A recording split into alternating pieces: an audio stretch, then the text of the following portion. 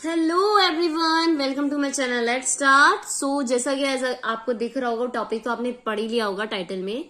क्या है हमारा आज का topic? General principles of teaching. Teaching के क्या प्रिंसिपल्स होते हैं, क्या प्रिंसिपल्स होते हैं एज अ टीचर, आपको जो पता होने चाहिए। अगर आप टीचिंग लाइन में जा रहे हो तो आपको ये प्रिंसिपल्स पता होने चाहिए।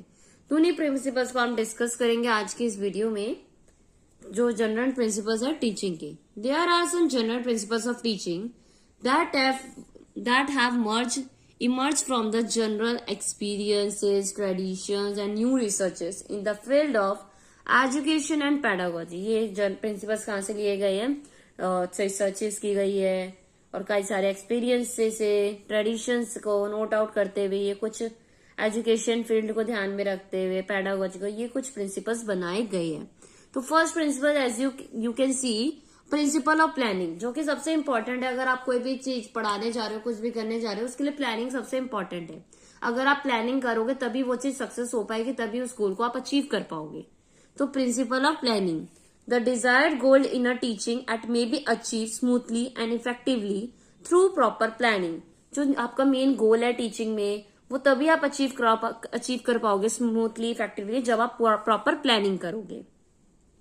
नेक्स्ट है principle of flexibility and elasticity.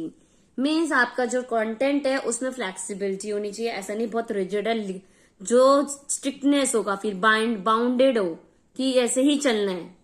The principle of flexibility and elasticity needs to be observe for enabling the teacher to be deal effectively with the arouse situation. Means अपने टॉपिक को situation के according changes देना, flexible कर देना, ताकि आप उसके according उसको अपना लो।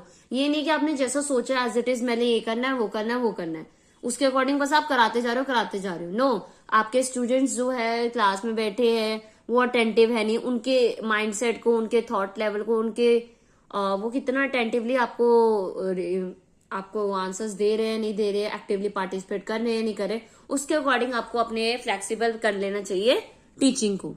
तो सेकंड है principle of flexibility and elasticity. Flexibility होना बहुत जरूरी है टीचिंग में।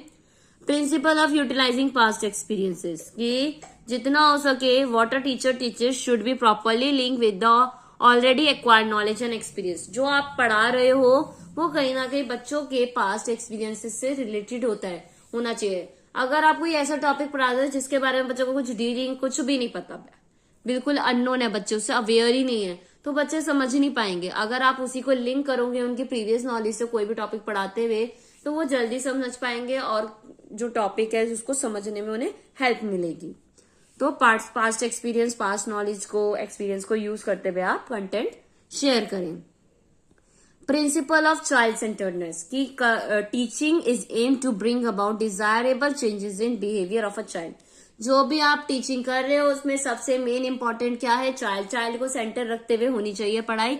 ये नहीं कि चाइल्ड पर ध्यान ही नहीं है, आप अपना बस टॉपिक कराने में लगे हुए, ऐसा नहीं होना चाहिए। चाइल्ड सेंटर रोल प्ले होना चाहिए। तो प्रिंसिपल ऑफ चाइल्ड सेंटरनेस, चाइल्ड एक सेंटर रोल प्ले कर रहे हैं, चाइल्ड की भूमिका काफी इंपॉर्टेंट है यहाँ पे। बच्चा ही नहीं, अगर आप बच्चे पर ही ध्यान नहीं दे रहे हो, बस अपने कंटेंट पे दे रहे हो, टीचिंग में कुछ फोकस नहीं है बच्चे में, तो लर्निंग कैसी होगी? आप टीचिंग कर रहे हो तो आपका मेन फोकस बच्चे पे लर्न करना है, करवाना है, सिखाना है, वो उस चीज को अचीव कर पाए। आप कोई टॉपिक पढ़ा रहे हो तो आपका मेन गोल क्या है? कि वो टॉपिक बच्चे को समझ आए। वो बच्चे को समझ तभी आएगा जब आप बच्चे को सेंटर रख के अपना लेसन प्लान प्रिपेयर करेंगे, उसके अकॉर्डिंग टीचिंग एड्स और मेथड यूज करोगे आप एक्सप्लेन करने में टॉपिक, बच्चे को ध्यान में रखते हुए। तो चाइल्ड काफी सेंटर रोल प्ले करता है टीचिंग में, ठीक है। एक तो ये प्रिंसिपल हो गया। Next is principle of making provision for individual differences, मतलब इंडिविजुअल डिफरेंसेस को ध्यान में रखते हुए बनाना चाहिए। The teaching which does not cater to the needs और abilities of individual child can not be expected to achieve specific goals of bringing desirable changes in the behaviour of all the children. Teaching क्या है? अगर वो बच्चों की needs and capabilities को, abilities को हर बच्चे के ध्यान में रखते हुए हम नहीं कराएंगे, तो हम अपना जो गोल है, जो हम चाहते हैं कि बच्चा सीखे, उसके बिहेवियर में चेंज आए, वो नहीं आ पाएगा। तो हमें इंडिविजुअल नीड्स को भी ध्यान में रखना है हर बच्चे की, कि किस बच्चे को किस तरह से कराया जाए कि अचीव कर पाए। हमें किसी की भी एबिलिटी को, नीड को हार्म नहीं करना। ऐसा नहीं कि हमें एक ही बच्चे को एक तरह से पढ़ाए जा रहे हैं एंड लिमिटेड स्टूडेंट ही समझ पा रहे हैं और हम उन्हीं को मोटिवेट कर रहे हैं। पॉजिटिव फीडबैक दे रहे हैं, रीइंफोर्समेंट दे रहे हैं, बट जो बाकी अदर स्टूडेंट्स जिन्हें नहीं आ रहा, इससे क्या होगा, उन्हें लैक ऑफ मोटिवेशन मिलेगी और वो ज्यादा एब्सेंट सा फील करेंगे क्लास में और वो पार्टिसिपेट नहीं करेंगे। इससे क्या होगा, वो कहीं ना कहीं अगर आप इस चीज पर ध्यान दोगे तो बच्चा उस सब्जेक्ट से थोड़ा दूर भागने की कोशिश करेगा, उस सब्जेक्ट की टाइम क्लास में वो बिल्कुल बैठना पसंद नहीं करेगा, एब्सेंट माइंड रहेगा उस क्लास में, क्योंकि उसको इम्पोर्टेंस ही नहीं फील हो रही है। तो इंडिविजुअल फ्रेंड्स को ध्यान में रखते हुए आपको लेसन प्लान बनाना है, जो भी आप टीचिंग के टॉपिक्स बना रहे हो। नेक्स्ट है principle of linking with actual life. मतलब जो आप पढ़ा रहे हो कहीं ना कहीं उसे एक्चुअल लाइफ से अगर आप लिंक कर देते हो तो बच्चे को ज्यादा अच्छे से समझ आता है। Teacher should never be confined to the classroom या school boundaries but should be invariably link with actual life. कि जो टीचर है उसे बाउंड नहीं रखना, सिर्फ क्लासरूम तक या स्कूल बाउंड्री तक ही लेके नहीं चलना, बच्चों को बाहरी दुनिया से लिंक करते हुए टॉपिक की। आप लोग लाइक हम कोई भी स्टोरी समझा रहे हैं, लेसन पढ़ा रहे हैं, कि आप मार्केट में जा रहे हैं, मैथ्स का कोई टॉपिक पढ़ा रहे हैं, रुपी का, मनी का, तो हम कहते हैं ना मार्केट जाते हो मम्मा, कैसे किस तरह का कौन सी चीज किलोज में ली जाती है, लीटर में ली जाती है। तो अगर हम बच्चों से एग्जाम्पल सुनेंगे तो बच्चे एक्टिवली पार्टिसिपेट करेंगे, तो वो कहेंगे कि हाँ मम्मा के साथ जाते तो ऐसे करते हैं, फिर वो नेक्स्ट टाइम जाएंगे तो और ध्यान रखेंगे। तो इससे क्या होगा, उन्हें टॉपिक में और ज्यादा इंटरेस्ट रहेगा और एक्टिवली पार्टिसिपेट करेंगे। तो आपका as a teacher actual life से भी कंडक्ट लिंक करना ज्यादा इंपॉर्टेंट है टॉपिक को। इससे क्या होता है, बच्चे समझ पाते हैं, रियल लाइफ से कनेक्ट कर पाते हैं, तो वो जल्दी लर्न कर पाते हैं, जल्दी उसको समझ पाते हैं। Next is principle of effective strategies and instructional material. कि जो मटेरियल है टीचिंग का इफेक्टिव होना चाहिए, इंस्ट्रक्शनल होना चाहिए। Teaching process for its success and also demand effective strategies, means and material. अगर आपको टीचिंग में उसमें सक्सेस चाहिए कि हाँ जो हम पढ़ा रहे हैं वो गोल हमारा अचीव हो, तो वो तभी हो पाएगा आप उसमें डिफरेंट मीन्स यूज कर रहे हो, स्ट्रैटेजीज यूज कर रहे हो, टॉपिक पढ़ाने के लिए बच्चों को डिफरेंट एड्स यूज कर रहे हो, तो बच्चे एक्टिवली पार्टिसिपेट करेंगे। अगर आप रोज लेक्चर मेथड्स जाके यूज कर रहे हो, जाके एक्सप्लेन कर दे रहे हो, ब्लैक बोर्ड या as a teaching aid use कर रहे हो, तो एक्टिव पार्टिसिपेट नहीं होगा। बीच बीच में हमें उसको चेंज करते रहेंगे, लाइक कुछ टीचिंग एड्स यूज कर लिया, या कोई ऐसा है कि फील्ड विजिट हो सकती है तो फील्ड विजिट करा दी बच्चों को। तो इससे क्या होगा, एक्टिवली पार्टिसिपेट करेंगे और एक्टिवली लर्न कर पाएंगे बच्चे। Next is principle of correlating with other subjects. As a teacher it is also important to relate your subjects with other subjects. मतलब जो आप टॉपिक पढ़ा रहे हो उसको इंटर रिलेट करो दूसरे सब्जेक्ट से भी। The study of a particular subject definitely haves the learning of many things in other subjects. अगर हम कोई पर्टिकुलर सब्जेक्ट्स में कुछ पढ़ा रहे हैं तो कहीं ना कहीं वो अदर सब्जेक्ट्स में भी लिंक करते हुए हम पढ़ाएंगे कि हाँ आपने देखो उसमें सब्जेक्ट्स में इंग्लिश में ये पढ़ा था ना, उस चीज को यूज हम यहाँ पे भी कर सकते हैं। अगर हम टॉपिक कोई पढ़ा रहे हैं उसको लिंक कर दे, ठीक है, तो इससे बच्चे को बहुत आसानी होती है समझने को। इन्वायरमेंटल स्टडीज पढ़ा रहे हैं और अगर कोई स्टोरी पढ़ा रहे हो उसमें भी उससे रिलेटेड कोई टॉपिक आ रहा है तो हम दोनों को इंटरलिंक कर सकते हैं कि हाँ हमने साइंस में भी ऐसे इन्वायरमेंट के बारे में पढ़ा था ना, तो इससे क्या होगा, बच्चा हाँ बच्चे को याद रहेगा, हाँ हमने उस सब्जेक्ट्स में भी पढ़ा था, ये भी पढ़ा था, तो बच्चे इंटर रिलेट कर पाएंगे एंड वो ज्यादा इंटरेस्टिंगली हर सब्जेक्ट में पार्टिसिपेट करेंगे कि हाँ ये उससे लिंक करता है और लर्न करने में उन्हें और ज्यादा हेल्प मिलेगी। Principle of active participation and involvement. एक गुड टीचिंग क्या होती है? A good teaching should always to be a two-way traffic, making the task of teaching a cooperative, effective of the teacher and the taught. कि अगर teaching एक effective teaching तभी कहलाती है जब हम पढ़ा रहे हो, सामने वाला भी एक्टिवली आंसर दे रहा हो। अगर हम क्वेश्चंस पूछ रहे हैं तो बच्चे भी उसको एक्टिवली आंसर करे। तो एक अच्छी टीचिंग लर्निंग क्या होती है, जहां पे एक्टिवली पार्टिसिपेशन एंड इन्वॉल्वमेंट दोनों का होता है, स्टूडेंट्स एंड टीचर दोनों का।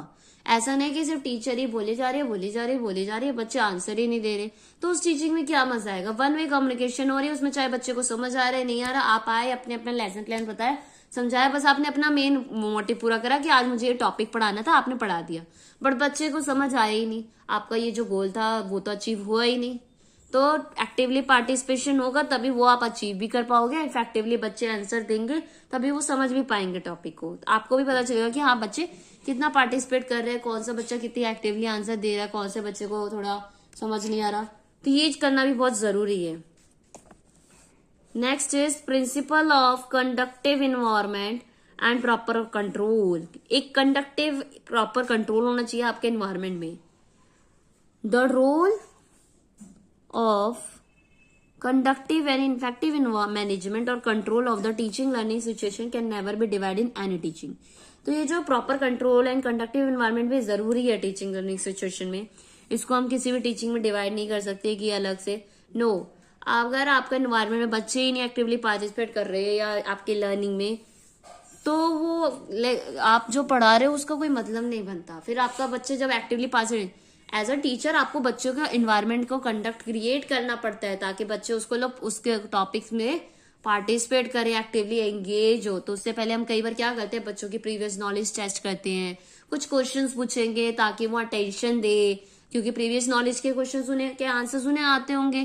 फिर धीरे धीरे हम अपना टॉपिक बच्चों को इंट्रोड्यूस करते हैं ताकि एक इन्वायरमेंट कंडक्ट करते हैं। फिर हम उसके बाद जो हमारा टॉपिक होता है वो इंट्रोड्यूस करते हैं, एक्सप्लेन करते हैं कि आज हम ये करने जा रहे हैं, तभी बच्चे आंसर भी देते हैं। तो कंडक्ट प्रॉपर कंट्रोल होना जरूरी है। अगर आप डायरेक्ट कंट्रोल ही नहीं है आपके एनवायरनमेंट में बच्चे एक्टिवली, तो उसका कोई एम ही नहीं है टीचिंग का। आप जो पढ़ा रहे हो बच्चों को समझ ही नहीं आएगा। Principle of definiteness of goals और objective. The personality of a goal teaching is always enhanced by observing the principle of definiteness of objective. तो डेफिनेटनेस होनी चाहिए आपके गोल्स में कि हाँ आज मुझे गोल अचीव करना है, ऑब्जेक्टिव होना चाहिए कि यह करना है। उसको पूरा अचीव करने के लिए आप जो जो मेथड्स रूल्स स्टेट्स फॉलो कर रहे हो वो आपको करना है। पर हाँ, कई बार हमें ये भी नहीं कि अगर आपको आपकी क्लास में बच्चे एक्टिवली पार्टिसिपेट नहीं हो रहे, पहले आपको उसको मैनेज करना पड़ेगा। चाहे जितना आपने आज का टॉपिक कंडक्ट करने का सोचा है, 5 टॉपिक सोचे बच्चों को पढ़ाने, चाहे उसमें से आप सिर्फ 3 ही टॉपिक पढ़ा पा रहे, क्योंकि देखो as a teacher subject teacher आपके पास टाइम भी लिमिटेड होता है, 45-40 मिनट्स जो भी होता है ना। तो उसमें अगर पहले आपको 10 से 15 मिनट लग रहे हैं, अभी जरूरी नहीं अगर आपने आज 5 टॉपिक होंगे तो 5 ही होंगे। समटाइम्स हमें उसको फ्लैक्सीबल करना पड़ता है, 3 हो जाएंगे, नेक्स्ट में हम उसे कवर अप कर देंगे। इस तरह से मैनेज करना पड़ता है। तो ये कुछ 11 गोल्स थे, गोल्स कह रही 11 प्रिंसिपल्स थे टीचिंग के। आई होप आपको समझ आए होंगे। काफी इजी थे। लाइक प्लानिंग होनी चाहिए, क्लासरूम मैनेजमेंट होना चाहिए, है ना, प्रीवियस नॉलेज टेस्ट करनी चाहिए, इंटर रिलेटेड टॉपिक्स होने चाहिए, लिंक होना चाहिए एक्चुअल लाइफ से, बच्चे को ऐसा नहीं फील एब्सेंट सा फील नहीं होना चाहिए, इंडिविजुअल डिफरेंसेस को ध्यान में रखना चाहिए। तो ये कई सारे प्रिंसिपल है जो आपको अब आई होप इस वीडियो के दौरान लर्न भी हो गए होंगे और आप एज अ टीचर आपको काफी पॉइंट्स याद हो गए होंगे ना। अब मैं इस वीडियो को एंड करती हूँ। अब आप मुझे एंड में, अगर आपने देख लिया पूरी वीडियो, तो अब आप नीचे कमेंट में बताइए आपको कौन कौन से प्रिंसिपल्स याद है, उनके नाम लिखे। इससे क्या होगी, आपकी रिविजन भी हो जाएगी एंड हैंड टू हैंड आपको वो मिल जाएगा कि हाँ आपको कितने पॉइंट्स याद रहे हैं। सो ये थी आज की वीडियो। आई होप आपको समझ आएगी। अगर वीडियो अच्छी लगी हो, हेल्पफुल लगी हो, तो वीडियो को लाइक कर दीजिएगा, शेयर कर दीजिएगा अपने फ्रेंड्स के साथ और जो भी टीचर्स बनना चाहते हैं उनके साथ, और या कोई टीचिंग कोर्स कर रहे हैं कुछ भी, तो आप उनके साथ शेयर करते हो। और साथ ही साथ मेरे चैनल को सब्सक्राइब कर दीजिए ताकि और भी ऐसी वीडियोस मिले। And the most important thing, comment में जरूर बताइए कैसी लगी आपको वीडियो, एंड जो मैंने आपको काम बोला है कि प्रिंसिपल्स बताइए वो भी आप जरूर बताइए। So thank you so much everyone for watching my video, and the most important thing, don't forget to subscribe my channel for more such videos.